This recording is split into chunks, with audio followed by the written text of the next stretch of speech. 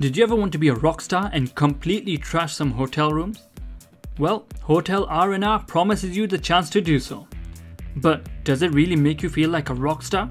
Or are you more of a failed musician who is in between jobs? We find out in our review of Hotel RnR. Also, if you enjoyed this video, then please share if you can and give it a thumbs up, as it lets me know to make more of this type of content. And subscribe to the channel for everything VR related. Remember, I'm also giving a copy of Doom VFR to one of my subscribers, and the winner will be announced sometime this month, so make sure you're in it to win it. So let's get straight into it. In Hotel RnR, you are a failed musician who gets booed off stage. You flip out and end up killing yourself. What a great start. Then the devil gives you an offer that you can't refuse.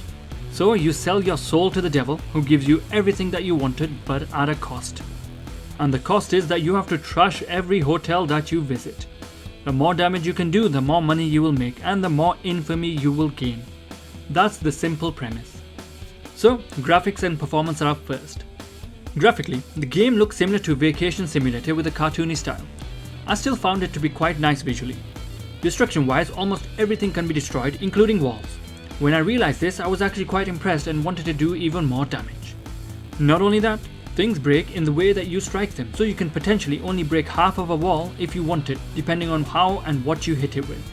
Also, your body generally seems to clip through most things like doors and objects, so you can sometimes just walk through them like a ghost. But I feel like this was an intentional game mechanic for the flow of the game, as you don't really want to end up being stuck on things. However, there are some things in the game that you just can't grab or pick up, even though you can break them. And there are other things that are unreasonably awkward to pick up. For example, in one stage I was trying to pick up a speaker system, but it just kept falling out of my hands, which was a little frustrating as it felt buggy. But other than that, I found the graphics to be reasonably decent. They aren't exactly realistic looking, considering you only have 3 fingers on each hand and arms like twigs, but everything generally acts like it should. One of the coolest things I found was, although you can destroy things like glass etc. with your hands take damage and you can see your hands start to bleed. You can also end up blowing your hands up if you aren't careful with your explosives. Also, I didn't really have any performance issues either, other than being stuck in the door sometimes, but then the game corrects itself if you're stuck for a few seconds. Another thing I wanted to mention is that the game has full knuckle support and actually plays great on the Valve Index, which is not that common on games, so Hotel RnR does get a bonus point for that. Moving on to sound. The game has voiced NPCs, although there aren't that many of them, and you always have the same ones, even in different hotels. But there is a little bit of humor added to the dialogue with the characters. However, this can get a little repetitive, considering the amount of times you will complete the same levels and hear the same thing over and over. When the level starts, everything is generally calm, but once you start breaking things, things start to heat up, and so does the music. The music in the game actually adds to the panic and urgency and makes you try to do things faster. I actually really enjoyed the soundtrack throughout the game and felt like it really adds to the levels. The sound of the item smashing is actually quite well done as well. I especially love the sound of glass smashing. It is an important aspect in a game like this, and the developers have done a great job making you feel like you're making an impact. Now, let's move on to the gameplay and why you would buy the game. When you start the game, after selling your soul to the devil, you will initially have a foam finger to use as a weapon. It works as well as you'd think a foam finger would work to break things, so your aim in the game is to cause as much damage as possible in the hotel room. The first hotel is actually just a motel, which consists of a small room and a small bathroom. There is also a safe in the room that you can input 3 numbers in to give you something interesting from the safe. Because I sold my soul to the devil, I tried the number 666, and it worked. It gives you an interesting surprise, so if you get the game, try it out. Anyway, when you start making enough noise, the maid will be alerted that someone is destroying things in the hotel, and will be sent to check it out. Part of the game is not to get caught, so there are 3 locks on the door that the maid will try to unlock and get in the room. You have to lock them as she's unlocking them, so this is like a small mini game.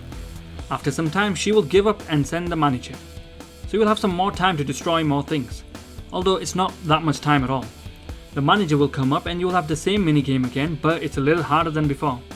Then if you're successful, the manager will leave and will send security. Here you will have a full 60 seconds to destroy more things and get out, or they will come and kill you or even arrest you. Now, if you end up failing and can't lock the door in time, the staff will get in and it's game over. However, you can just punch them in the face, which will give you more time. Although if you do that, you won't get any infamy, but will still be able to earn money. When you are hurt, killed or caught, you will have to pay a fee that will be cut from your profit. I want to mention that to be able to move in the game, you have to move your hands back and forth. You can't just hold your thumbstick down. After a few minutes though, it actually becomes quite intuitive, and you just do it automatically without even thinking about it. This adds to the tension in the game as well, as you're moving your hands back and forth as fast as you can. I think it has been implemented quite well. There is a progression system in place where you earn money to be able to buy new weapons and gain infamy. To break these down further, there are over 36 weapons that you can buy, but they aren't cheap. In fact, they're actually quite expensive. You will be able to buy items like boxing gloves, little firecrackers or big fireworks, a fish, cattle prod, a lighter, multiple guns, C4 or even a black hole, which is the most expensive item on the list. To be honest, the most useful and fun items to buy for me were the most destructive ones, such as guns, bombs or even the lighter. The other items are kind of a little rubbish. You initially think maybe I can come up with a cool new way to destroy things, such as a glue gun or oil, but it doesn't really work that well. Though it could be I haven't figured out the optimal way to use them. To earn money, you basically cause a lot of damage in the hotel room, or alternatively you can also play the minigame to earn money or even get more safe codes. The safe codes basically give you additional weapons to use in the hotel. To be honest, most of these minigames are actually quite a lot of fun. You have one called Exorcise for Demons. Play on words of fun. This is similar to Box VR, where you need to hit the balls at the beat of the music. Just be warned, this game is actually really intense and an actual workout. My body is still sore because of how fast it eventually becomes. Another minigame is called Little Squirt's Pool and Spa Equipment, where you're in a pool and you need to gather as many expensive items that are floating around as you can and put them in the boot of the car. I'm not sure why, considering the car is also in the water. But anyway, the game feels similar to playing the last section of the TV show Crystal Maze, if you guys have ever watched it. The items move left and right due to the malfunctioning vents, so you have to rush and grab what you can quickly before the cops come. I really enjoyed this, although I smacked my hand in the ceiling trying to grab the items that floated to the top. The third game mode is my favourite, called The Devil's Workshop, where you need to destroy an expensive car as fast as you can. You have tools beside you to destroy the car. It actually feels like playing that random level on Street Fighter where you need to break the Mercedes within the time limit. Plus, this game mode gives you the most amount of cash and is a lot of fun.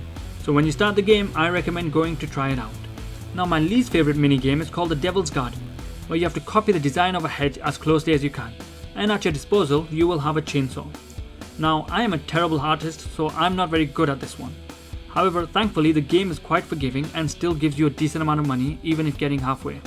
The final minigame is Club Lust, and the weirdest one out of them all. You basically have to throw body parts at a dancing mannequin and hope they stick. This one is kind of freaky, but otherwise I think the minigames are actually really cool and add to the value of the game. If you're enjoying the video so far, then please give it a thumbs up and subscribe to the channel. Moving back to the main game, there are 6 hotels in total that you can unlock, but to unlock them you need enough infamy. Infamy is gained through destruction, not getting caught and completing challenges. This game in essence is a puzzle game of sorts, as you need to try and figure out a way to destroy as many things as possible in a very short space of time, as the staff comes at your door relatively quickly. Although there are only 6 hotels, you will be playing one level multiple times, and honestly speaking I actually wanted to, thinking I could do better. Each time is as enjoyable as the last. Nevertheless, there is also another mode where you can visit the hotels and destroy everything to your heart's desire, although you gain nothing for it.